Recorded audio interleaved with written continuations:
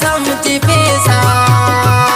kana uste bari ne to antai ni pom pesa zalim tai tajius guys kan समझी पेसा शायरी है guitar से इमरान उस्ताद रफीक से बारूनीना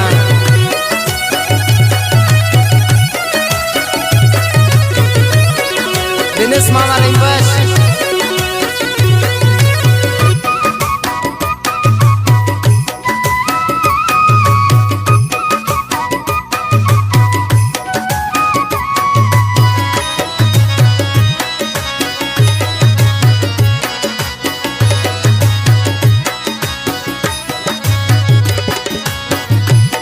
खाना ठोकरोस जगरना खानी दोस्ती बाज दी तरना असी दे अजमारे स्पूसा वड़ पक कुचा गिदरना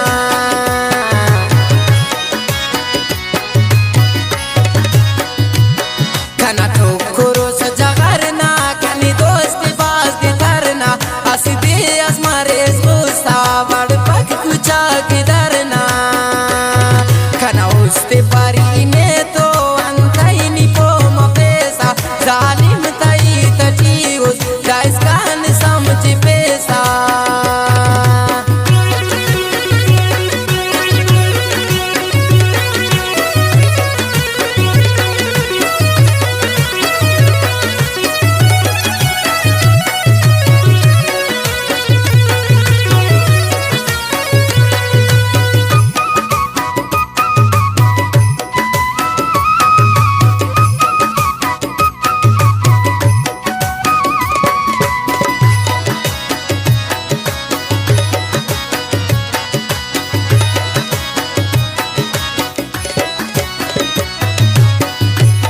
खाना खंतारो शिनी उसनी मो नजार केसा जालिम तगे मटी उस दर्दात समझी पेसा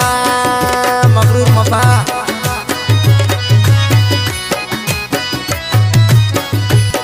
खाना खंतारो शिनी उसनी मो नजार केसा जालिम तदा मटी उस दर्दात समझी पेसा खाना उस्ते परी ने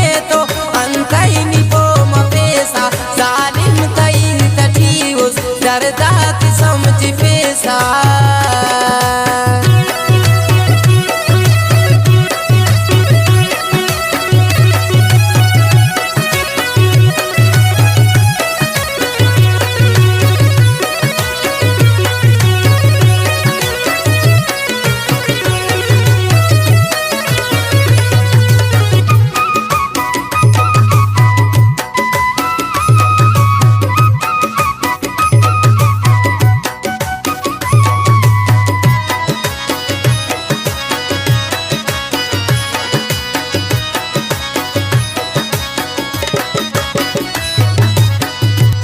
रफीक से ना उस्तने तो बेतिख्तानी दोस्त कस्ते परिजान मरक सच्चा ना प्यार करने बसते